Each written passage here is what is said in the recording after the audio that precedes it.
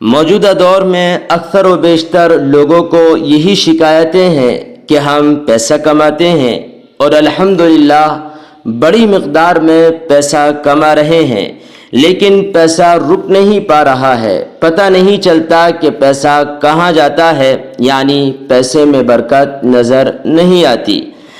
تو ایسے حضرات جنہیں اس بات کی شکایت ہے کہ پیسہ بہت جلدی ختم ہو جاتا ہے اور اس میں برکت نہیں ہو رہی ہے، انہیں چاہیے کہ وہ یہ 7 کام کریں۔ اللہ کی ذات سے امید ہے کہ جو بھی یہ 7 کام کرے گا یقیناً اللہ تعالیٰ اس کے مال میں برکت ڈال دیں گے، اور جو کچھ بھی وہ کمائے گا یقیناً وہ مال اس کی اور اس کے گھر والوں کی کفالت کے لیے کافی ہوگا۔ وہ 7 کام کون کون سے ہیں ترتیب وار میں آپ حضرات کی خدمت میں پیش کروں گا۔ نمبر 1، استغفار۔ اور جہاں تک تعلق استغفار کا ہے اس کا تذکرہ قرآن میں بھی کیا گیا، اس کے فوائد بھی ذکر کیے گئے۔ تو استغفار کا ایک فائدہ یہ بھی ہے کہ مال کی کثرت ہوگی، اللہ مال میں برکت دے گا، اللہ مال میں برکتیں پیدا کر دے گا، جس کے نتیجے میں مال ختم نہیں ہوگا۔ نمبر 2، تنہائیوں میں گناہوں سے بچنا۔ دوسرا کام یہ ہے کہ ہم خصوصاً تنہائیوں کی گناہوں سے بچیں۔ ظاہر میں تو ہم لوگوں کی نظروں میں بڑے اچھے ہوں، دیندار، نیک، صالح، لیکن انفرادی زندگی، تنہائی والی زندگی ہماری گندی اور گھناؤنی اور ناپاک ہو تو اس والے عمل سے بھی مال میں بے برکتی آتی ہے۔ نمبر 3، توکل علی اللہ، یعنی اللہ پر بھروسہ رکھنا۔ قرآن کریم میں اللہ تعالیٰ نے ارشاد فرمایا وَمَن يَتَوَكَّلْ عَلَى اللَّهِ فَهُوَ حَسْبُهُ، جو بھی اللہ پر مکمل بھروسہ کرے گا تو اللہ اس کے لیے کافی ہے۔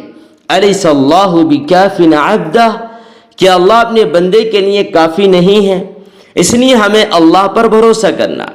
آج بھروسہ لوگوں کی جیبوں پر ہے، لوگوں کی دوستیوں پر ہے، لوگوں کی تعلقات پر ہے، ہمیں ان سے بچنا ہے۔ صرف اللہ ہی ایک ایسی ذات ہے جو انسان کی تمام تر جائز خواہشات پوری کر سکتی ہے، اس لیے ہمیں اللہ سے لو لگانی ہے۔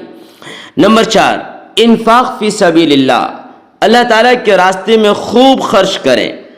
وَأَنفِقُوا فِي سَبِيلِ اللَّهِ، قرآن خود کہتا ہے لوگوں اللہ کے راستے میں خرچ کرو، مسجدوں میں، مدرسوں میں، مرکزوں میں، غریبوں پر، مسکینوں پر، بیواؤں پر، یتیموں پر، جہاں جہاں بھی مال کے خرچ کرنے کا ذکر قرآن میں آیا وہاں پر ہم اپنے مال کو خرچ کریں، اس سے بھی مال میں برکتیں پیدا ہوتی ہیں۔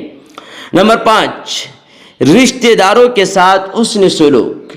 آج تو نوجوان نسل ایسی آ رہی ہے کہ وہ رشتہ داریاں بھول چکی ہے، کون ہمارے ماما ہے، کون فلاں ہے، کون فلاں ہے۔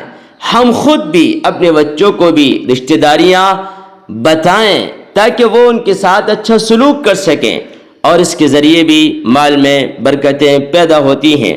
نمبر 6، شکر گزاری کریں۔ اللہ تعالیٰ نے قرآن میں فرمایا لَإِن شَكَرْتُمْ لَأَزِيدَنَّكُمْ، اگر تم شکر کرو گے میں مال بڑھاؤں گا، نعمتوں میں اضافہ کروں گا۔ پتہ لگا کہ مال میں برکت اور مال کے اندر بڑھوتری اسی وقت ہوگی جب مال والا شکر کرے گا۔ ہمارے اگر چھت ہے اور پڑوسی کی چھت ٹین کی ہے تو ہمیں یہ دیکھنا ہوگا اے اللہ تو نے ہمیں لینٹر والی چھت عطا فرمائی، ہم تو اس قابل بھی نہیں تھے۔ ہمیں اپنے سے نیچے والے کو دیکھنا ہے، اونچے والے کو نہیں دیکھنا۔ اگر ہمارے پیروں میں چپل ہیں اور سستی ہیں تو ہم ان کو دیکھیں جن کے پیروں میں چپل ہی نہیں۔ اگر ہمارے جسم پر کپڑے ہیں لیکن سستے ہیں تو ہم ان کو دیکھیں جن کے جسم پر کپڑے ہی نہیں۔ اس سے شکر گزاری پیدا ہوگی۔ نمبر 7 اور آخری، اپنے گھر والوں سے کہیں کہ گھر کو تلاوت قرآن سے آباد کریں۔ اگر ہم اپنے گھروں کو تلاوت قرآن سے آباد کریں گے، زور زور سے قرآن پڑھیں گے، پورے گھر میں قرآن کی آوازیں پہنچیں گی تو آپ یقین جانیں اس کے ذریعے بھی مال میں برکتیں پیدا ہوں گی اور مال میں بڑھوتری پیدا ہوگی۔ اللہ عمل کی توفیق نصیب فرمائے۔